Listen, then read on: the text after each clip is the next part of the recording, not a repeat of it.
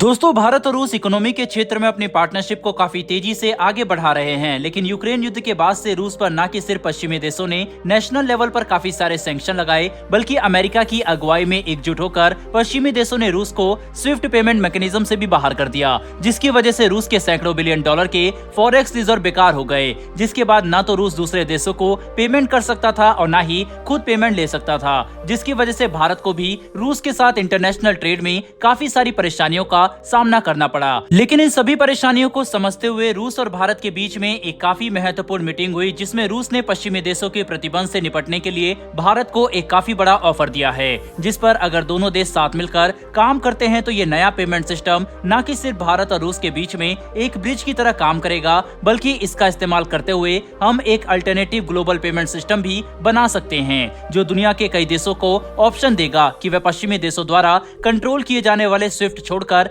भारत के सिस्टम में पेमेंट करे, जिससे भारत की सॉफ्ट पावर भी बढ़ेगी। दरअसल दोस्तों, पश्चिमी देशों के प्रतिबंध का सामना करने के लिए रूस ने भारत के साथ मिलकर रशियन फाइनेंशियल फर्म्स को भारत में शुरू करने का ऑफर दिया है, जिससे भारत और रूस पश्चिमी देशों के प्रतिबंधों को बाईपास कर सकेंगे, क्योंकि रूस पर लगे ज्यादातर प्रतिबंध बड़े रूसी बैंक और फाइनेंशियल इंस्टीट्यूशन पर ही लगाए गए हैं, जो यूरोपियन मार्केट में काफी एक्टिव थे। ऐसे में अगर रूस भारत में नए फाइनेंशियल फर्म की शुरुआत करता है तो अमेरिका या फिर कोई भी यूरोपियन देश उन पर प्रतिबंध नहीं लगा पाएगा, और अगर उन पर प्रतिबंध लगाए भी जाते हैं तो उससे भारत में मौजूद रूसी कंपनियों को कोई भी नुकसान नहीं होने वाला, जिसका इस्तेमाल करते हुए भारत और रूस अपने इंटरनेशनल ट्रेड को काफी मजबूत कर सकते हैं, क्योंकि तब पेमेंट की चिंता खत्म हो जाएगी। इतना ही नहीं, बल्कि रूस ने भारत के साथ मिलकर रूपी रूबल ट्रेड मैकेनिज्म को भी मजबूती देने की बात कही है, जो दोनों देशों के बीच में पेमेंट की सारी परेशानी खत्म कर सकता है। आपको ये बात जानकर काफी खुशी होगी कि जब से रिजर्व बैंक ऑफ इंडिया ने SRVA यानी स्पेशल रूपी वॉस्त्रो अकाउंट ओपन करने की अप्रूवल दी है,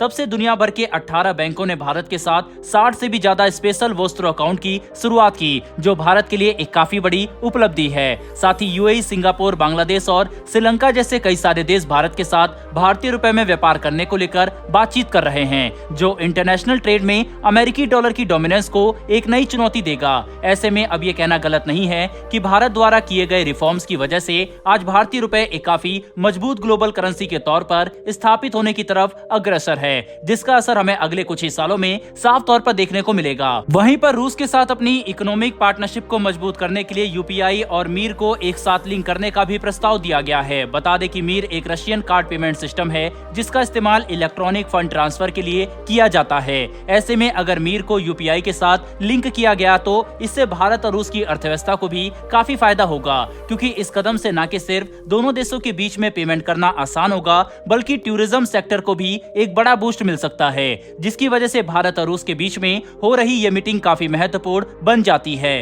क्योंकि अगर इन मीटिंग को ध्यान में रखते हुए ऐसा कोई फैसला लिया गया तो ये सब दोनों देशों के लिए काफी फायदेमंद साबित होगा। साथ ही जिस तरह से दोनों देश इकोनॉमी के क्षेत्र में तेजी से अपनी पार्टनरशिप को मजबूत कर रहे हैं, इसे ध्यान में रखते हुए रूस के एक बड़े मंत्री ने बयान दिया कि अगले कुछ ही समय में दोनों देशों का द्विपक्षीय व्यापार 50 अरब डॉलर को पार कर सकता है, जिसे लेकर अब किसी के मन में कोई भी शक नहीं है, क्योंकि साल 2022 से 23 के बीच में ही भारत और रूस का द्विपक्षीय व्यापार 30 अरब डॉलर तक पहुंच गया है। ऐसे में ये कहना गलत नहीं होगा कि साल 2024 या 25 तक यही व्यापार 50 बिलियन डॉलर तक पहुंच सकता है, जो दोनों ही देशों के लिए एक काफी बड़ी सफलता होगी, क्योंकि पिछले कुछ समय में चीन ने जिस तरह से रूस में अपना प्रभाव बढ़ाया, इसे देखकर भारत में कई विशेषज्ञों ने इस बात की साफ चेतावनी दी थी कि अगर भारत ने रूस के साथ अपने व्यापार पर ध्यान नहीं दिया तो रूस चीन पर काफी डिपेंडेंट हो जाएगा, जिसका नुकसान भारत को चीन के साथ किसी युद्ध या विवाद में झेलना पड़ सकता है। ऐसे में भारत के लिए काफी जरूरी था कि हम रूस के साथ अपने ट्रेड को बढ़ावा दें, ताकि भारत और रूस की पार्टनरशिप सिर्फ डिफेंस और स्पेस के सेक्टर में ही सीमित ना रहे,